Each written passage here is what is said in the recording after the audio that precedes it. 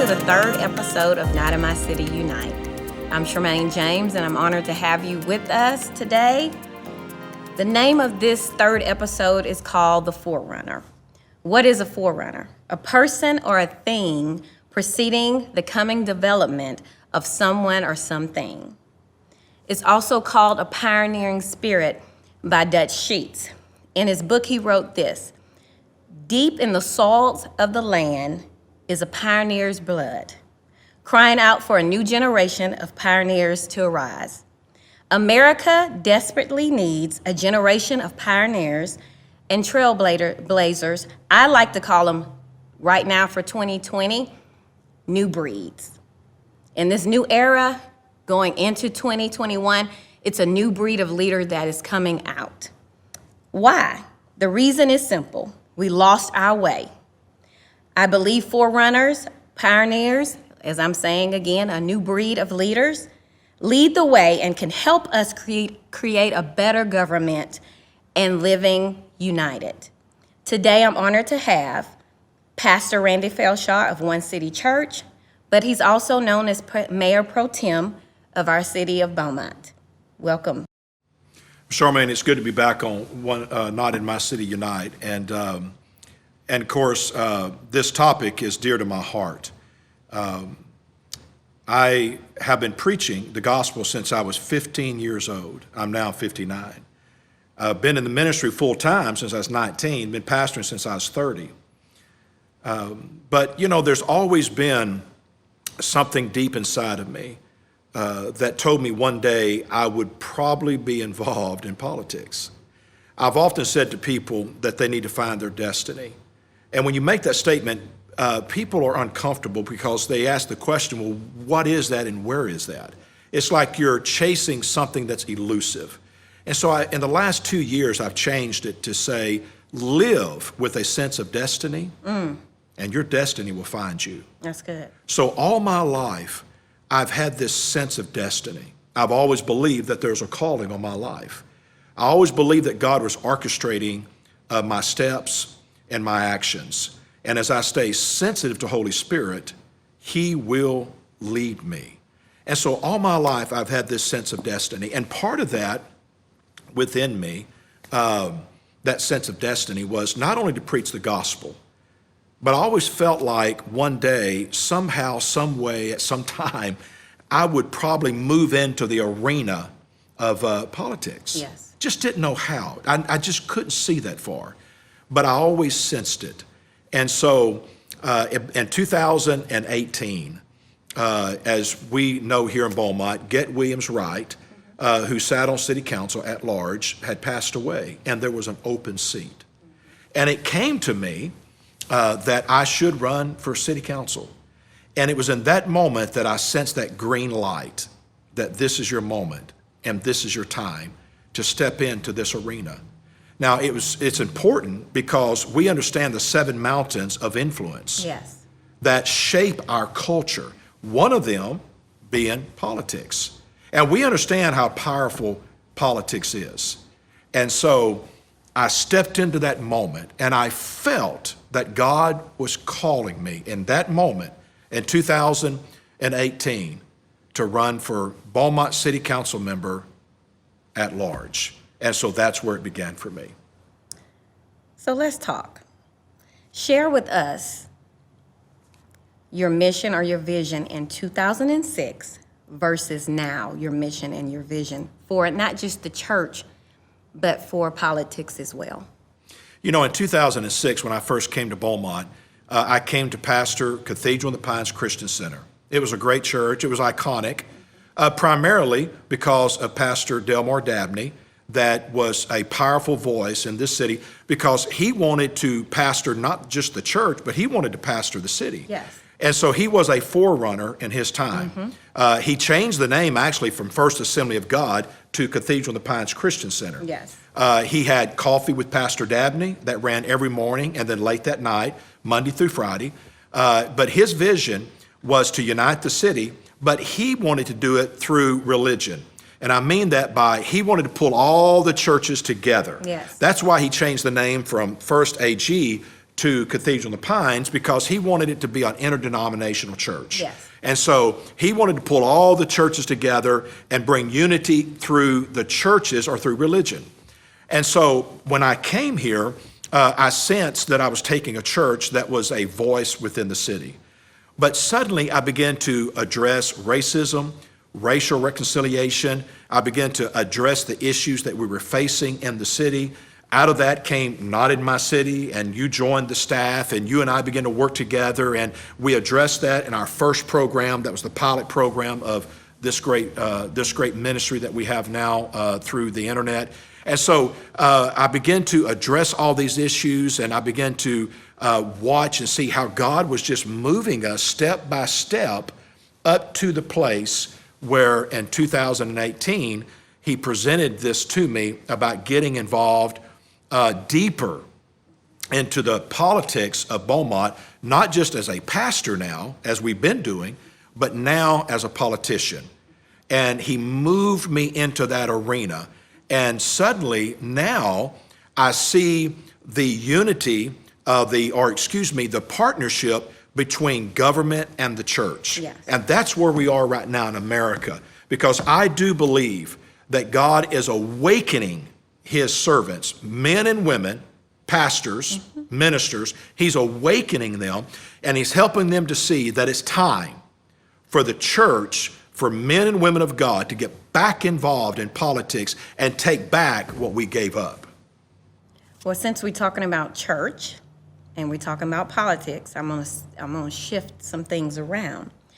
How do you respond when you hear others say separation of church and state, and a pastor should not enter into the governmental arena?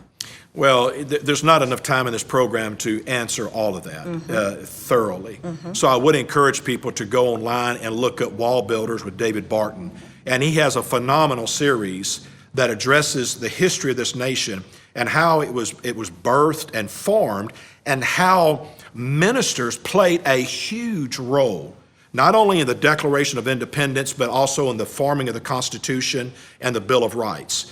And if they'll go back and study the history of this church, the history of this nation, they'll be shocked to find the influence that ministers had in the forming of this great nation. You can go to things just like the Capitol of the United States in Washington, D.C., and as you tour the Capitol and you see the 100 statues that are there, you'll be shocked to find out that over 20% of those statues were ministers, founding fathers of this great nation, that were involved in the birthing of this nation and the establishment of this nation. You'll be shocked to find out that as the Capitol was being built, that during that time that they were actually holding church services in the Capitol, and at one time 2,000 people attended church in the Capitol. So technically it was the first mega church in the United States, and President Jefferson was a part of that. And how that they held services, not just one church, but multiple churches held services in the Capitol for 100 years. And how that the capital of this great nation, actually there was a church service in that building before Congress ever was seated for the first time. And so as you study the nation, you find that pastors were a part of the birthing of this nation. And at some point, we accepted the lie of the enemy that pastors should not be involved in politics. Because there was a time when it was real easy for a pastor to shift from the pulpit to the podium. And because pastors back then were the leaders of the church, the leaders of the church and of the community and of the nation. And so it was easy for pastors to become politicians and to bring leadership to the nation. But, there is a misunderstanding when it comes to the separation of church and state. We need to know that. The separation of church and state is not in the Declaration of Independence, the Constitution, or the Bill of Rights. It's really not in there, that verbiage. It's really in a letter that Jefferson wrote to the Baptist Association to assure them that government would never impose its will upon the church. You see, our founding fathers actually were concerned coming out of England and seeking religious freedom, they were concerned about a government-sponsored church. And so our founding fathers, with the Bill of Rights and the First Amendment, protecting my right to worship God as I choose, they were actually protecting the church from the government, but they wasn't trying to protect the government from God. That wasn't their intention. It was simply to say that we're never going to establish a state-run church as we had in England, but we're going to protect every man's right to worship God as he chooses. But God was a part of the founding and the establishment of this government. They wasn't trying to protect the government from God. They were trying to protect the church from the government. All right, that's good. That's good. Let's switch to a personal question. What are you most passionate about in ministry now? And how has it shifted throughout the 14 years of you being here in Beaumont? Well, I believe in the beginning, when I first started preaching as a young man, I understood my responsibility to preach the gospel to mankind, to present Jesus Christ in a real and living way, not just a historical figure, but a living Christ. And I did the best that I could. But over the years, I've watched as God has moved me and shifted me from just not only preaching the gospel internally to the church, but moving out into the community to bring about what I would call territorial transformation, to see transformation in those 7 mountains of influence, whether it's government, education, economics, the arts, family, religion, so forth.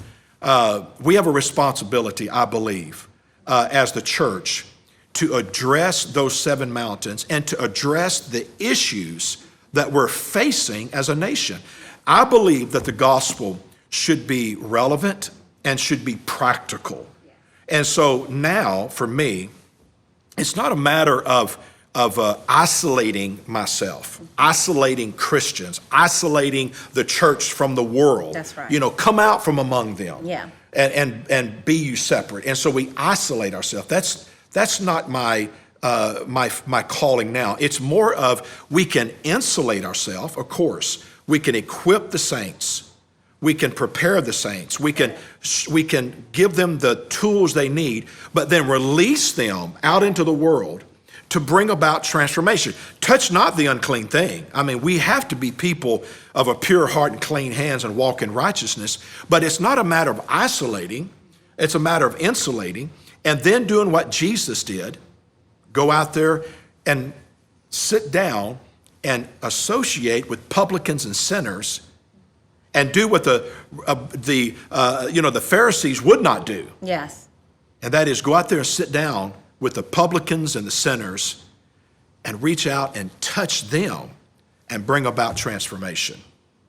As you were speaking a while ago over the racial issues in this region and across the nation, as a pastor, have you tried to work to bring healing to the wounds of racism? You know, it's this is an issue that runs deep in our nation. And one of the things that I've tried so hard to do is to get people to sit down together, black, white, and brown, and try to understand before you expect people to understand you, to try to understand before you're understood. When I look at men and women in our streets, when they're protesting, and there's rioting and violence, and I see the anger that's on people's faces. I don't justify their actions when it's violent and it's illegal, but yet we have to pause and look beyond the anger and try to understand the pain. Try to understand what it is they're so angry about. Because I've learned this, the less people feel they're being heard, the louder they get. And so I have to get beyond the anger and try to understand the pain, to try to understand the journey that's brought that young man where he is right now, where he may be throwing a brick through a plate glass of a business. And so I have to try to understand his anger. I have to try to understand his pain so that I can really address the issue. And that's what I've tried to get people to do, especially the white community. You say, well, they don't have a right to protest that way. Okay, well, they don't have a right to be violent. I get that. Burn down buildings. I get that. But we're going to go beyond that. We're going to go beyond the anger and understand the pain if we're ever really going to address this issue and bring about true reconciliation. So let me just go back and tell you one story where this really began for me. Okay. This really began for me, this trying to understand before I can be understood. This really began for me with Michael Brown in Ferguson, Missouri. I remember when Michael was shot, and I was watching the news one day, and they were debating, was this a justifiable shooting from this police officer? And they were telling the story, how that Michael Brown went into a convenience store, and he was just taking things. And the owner of the store came up and tried to, to encounter him and deal with him. And Michael pushed him away, and he took what he wanted, and he left the store. They have this on video. And then they told the story how that Michael Brown was walking down the center of the road, and I believe an officer came up and was saying, get out of the street. And there was an altercation between Michael and this officer, and supposedly Michael Brown lunged at the police officer through the window, and the officer took his gun and shot Michael Brown and killed him. So now the debate starts. Was the officer justified in his shooting? Did he shoot him in the front, or was he shooting when Michael was trying to get away? And you remember the debate and all that was going on, and they're trying to talk about all this. And in that moment, Holy Spirit spoke to me, and he said, they're asking all the wrong questions. And it's like I saw this window open up, and I saw Michael Brown as a young man, a young black man that's in a convenience store that is taking things, and he's pushing the owner of the store that's trying to confront him. And then he's in the street, and he gets in an altercation with this officer. And I always wondered, why did he lunge at him? Because he had to know this wasn't going to turn out good. And in that moment, it's like I saw a young African American, a young man in our nation that felt trapped in a system, and he saw no way out. And he was frustrated, and he was angry, and he was lashing out. And that's when Holy Spirit really began to deal with my heart, that you're asking the wrong questions, and you're going to have to understand him before you can ever expect to be understood. And you've got to ask the question, Michael, why are you so angry? Well, I'm frustrated. Well, Michael, why are you frustrated? Well, I feel hopeless. Well, Michael, why are you hopeless? Because I feel trapped.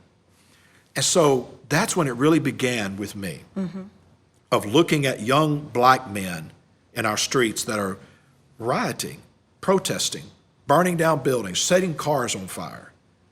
And I began to ask the question, why are you angry? Why are you frustrated? Why are you hurting? Why are you hopeless? And if I can get people to do that, I think then we can really begin to bring about true racial reconciliation in our nation. So communication.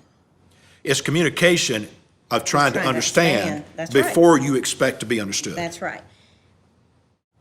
And as you're saying, to try to, as we say, put on another man's shoes and walk in his shoes. Yes. As a governmental leader in our area, how are you working to unite the community and bring territorial transformation in reference to systemic racism or institutional racism? How are you working as a governmental leader to bring upon change? Well, one of the things I have to do is help people understand that there is a difference between being prejudiced and being a racist. Because so many times white people say, well, I'm not prejudiced against anyone. I don't dislike them because of the color of their skin. Well, okay, but are you a racist? Do you think you're better than they are? And when I really ask that question, oftentimes white people will pause and really search their heart and ask the question, am I a racist? Do I think I'm better? I may not be prejudiced and dislike people because they're black, but do I think I'm better? So you have to get to the heart of the issue. And then when I look at things in the city, and I look at decisions that we're making as a council, I have to look at that through that lens of what is it like to be a black man or a black woman in our community. And as a city, how are we responding to that community? Are we sensitive to their needs and to their frustration and to their pain? Are we sensitive to what they're going through? I mean, do I truly pause for a moment to listen to the black and brown constituents of my community to try to understand what their frustration is, to try to understand what their trials are? Because are they being heard? Are they being considered? Are they being cared for? And so you have to go out into the community and you have to communicate. You have to listen more than you speak. And you have to be sensitive to the things that they are facing as a community and make sure that the government is responding accordingly. Well, as we're about to wrap it up, I have one more question. Do you have any advice that you would like to give to any church leaders that are desiring to become a governmental leader? Well, first of all, I would encourage everyone to get involved in the democratic process of government, such as voting, such as volunteering, and then those that feel called to actually run for office. Because, people ask me the question all the time, how do you do one city church, not in my city, the ministry, One City Cares, and then United Aid of Southeast Texas that we do, our VOAD that does hurricane and flood relief. How do you do all of that and plus sit on city council? And the answer to that is I have a grace to do it. Because with a calling, whether it's to be in politics or the pulpit, with the calling, God gives a grace to endure the call. Yes. And so there's a grace on my life to do this. Now, if you don't have the grace to be a preacher, don't do it. Yes. If you don't have the grace to be a politician, don't do it. But if you do, if you have the grace to step into the arena of politics, then you have a responsibility to do it. Because we need men and women of righteousness that will get involved in politics. Yes.